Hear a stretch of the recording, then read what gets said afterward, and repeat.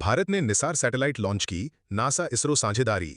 भारत ने सफलतापूर्वक Nisar satellite launch किया। ये भारत अमेरिका मिलकर बनाया गया मिशन है। इससे दूरबीन से पृथ्वी पर वातावरणीय बदलाव, बर्फ के घोल, भू उपयोग पर नजर रखने में मदद मिलेगी। पीएम मोदी का संदेश, किसानों और युवाओं को सर्वोच्च प्राथमिकता। प्रधानमंत्री ने वाराणसी से कहा कि किसानों, छोटे उद्योगों व युवाओं का कल्याण सरकार की सबसे बड़ी प्राथमिकता है। अमेरिका से बढ़ते व्यापार तनाव के बीच उन्होंने स्वदेशी उत्पादों को बढ़ावा देने पर बल दिया।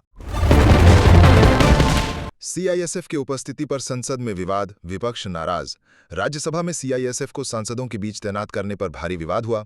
तेज बहस के बीच विपक्ष ने इसे हाईजैकिंग ऑफ डेमोक्रेसी बताया। पीएम ने 2200 करोड़ रुपए के विकास परियोजनाएं शुरू की। वाराणसी में सरकार ने 2200 करोड़ रुपए की आधारभूत योजनाओं का शिलान्यास किया। रास्ते, स्वास्थ्य, शिक्षा और पर्यटन जैसे क्षेत्रों में विकास काम होंगे। राहुल गांधी ने लोकसभा चुनाव प्रणाली को मृत बताया। उन्होंने आरोप लगाया कि लोकसभा चुनाव प्रणाली पूरी तरह कमजोर हो चुकी है। उनका कहना है कि कई सीटों पर मताधिकार की चोरी की गई और साक्ष्य मौजूद है।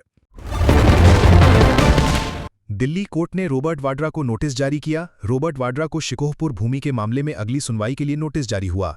न्यायालय ने 28 अगस्त को अगली सुनवाई तिथि तय की है। आईआईटी बॉम्बे के छात्र की 10वीं मंजिल से गिरने की वजह से मौत हो गई। परिवार और परिसर में शोक की लहर दौड़ गई। जांच में संदिग्ध पहलुओं को खंगाला जा रहा है।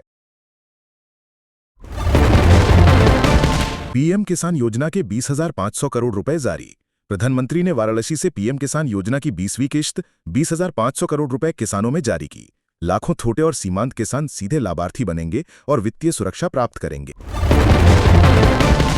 केरल की ननों को फर्जी धर्मांतरण विरोध मामले में जमानत मिली। छत्तीसगढ़ रेलवे स्टेशन पर नन प्रीति मेरी, वंदना फ्रांसिस और अन्य गिरफ्तार हुई थीं। अदालत ने उन्हें कथित बलपूर्वक धर्मांतरण व मानव तस्करी के आरोपों में जमानत दी।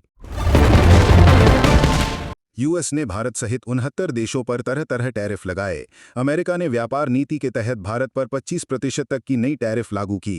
इससे वैश्विक शेयर बाजारों में भारी गिरावट आई, निवेशकों में चिंता बढ़ी। टीसीएस में 12,000 कर्मचारियों की छटनी। टाटा कंसल्टेंसी सर्विसेज में बड़े पैमाने पर वरिष्ठ व मिड लेवल कर्मचारियों को निकालने का फैसला किया। करीब 12,000 पदों पर यह कार्यवाही भारत की सबसे बड़ी आईटी कंपनी में हुई। भारत यूएस व्यापार वार्ता जारी। रक्षा नीति पर चर्चा। नया व्यापार तनाव शुरू होने पर दोनों देशों ने बातचीत तेज की है। भारतीय व्यापार मंत्रियों ने अमेरिकी अधिकारियों से मिलकर समाधान ढूंढने को कहा।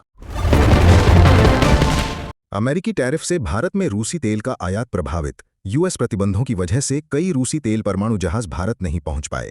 टैंकरों ने अन्य देशों की ओर रुख किया। भारत अल्फरू आदान प्रदान करने लगा।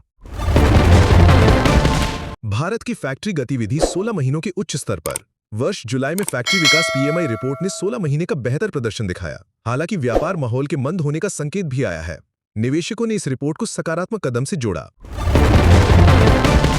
जीएसटी संग्रह 1.96 लाख करोड़ रुपए पर स्थिर। भारत ने जुलाई महीने में लगभग 1.96 ट्रिलियन जीएसटी संग्रह किया। ये पिछले महीनों जैसा ही स्तर दर्शाता है। हालांकि बढ़ोतरी अपेक्षित थी। सरकार ने राजस्व स्थिरता का दावा किया, व्यय में नियंत्रण का संकेत दिया। शहरी उपभोक्ता आयोग विजयों के बाद भी न्याय में देरी। हैदराबाद में उपभोक्ताओं को फैसला जीतने के बावजूद न्याय मिलने में लंबा समय लगता रहा। फोरम निर्णय होते हुए भी शिकायतकर्ताओं को वास्तविक राहत मिलना लंबित होती है। ओवल में इंग्लैंड विरुद्ध टेस्ट मैच के दूसरे दिन भारत ने पलटवार किया। गुस एटकिंसन की शानदार गेंदबाजी और भारत की बल्लेबाजी के बीच उतार चढ़ाव दिखे। राष्ट्रपति चुनाव को लेकर राजनीतिक जटिलता। लोकसभा चुनाव के बाद उपराष्ट्रपति चुनाव की रणनीति कांग्रेस और एनडीए दोनों के लिए चुनौतीपूर्ण है। बीजेपी को अपने सहयोगियों से समन्वय करना होगा, जबकि कांग्रेस अपनी विचारधारा पर डिबेट चाहती है। डेलॉइट के अनुसार भारत इंफ्रास्ट्रक्चर में निवेश बूम देख रहा है। डेलॉइट इंडिया के राष्ट्रीय अधिकारी ने बताया कि भारत में मौजूदा निवेश में तेजी आई है। सरकारी और निजी क्षेत्रों की परियोजनाएं मिलकर विकास गति बढ़ा रही हैं। खालिद जामिल बने भारत के फुटबॉल टीम कोच। मुंबई की अप्रतिम साधारण पृष्ठभूमि से तैयार हुए खालिद जामिल अब भारतीय राष्ट्रीय फुटबॉल टीम के मुख्य कोच। एक अनुशासित मिडफील्डर रहे जामिल का अनुभव टीम के लिए प्रेरणास्पद है। विदेश मामलों की सलामती। पाकिस्तान से आतंकवादी नेटवर्क पर भारत का सैन्य जवाब। मॉस ने पुष्टि की कि भारत ने पाकिस्तान में आतंकवादी नेटवर्क पर सैन्य कार्रवाई की। भारत की अर्थव्यवस्था तीसरी सबसे बड़ी बनने की ओर। पीएम ने कहा, भारत जल्द ही दुनिया की तीसरी सबसे बड़ी अर्थव्यवस्था बनेगा। ट्रंप ने मित अर्थव्यवस्था बयान दिया था, उस पर प्रतिक्रिया में भारत ने आत्मविश्वास दिखाया।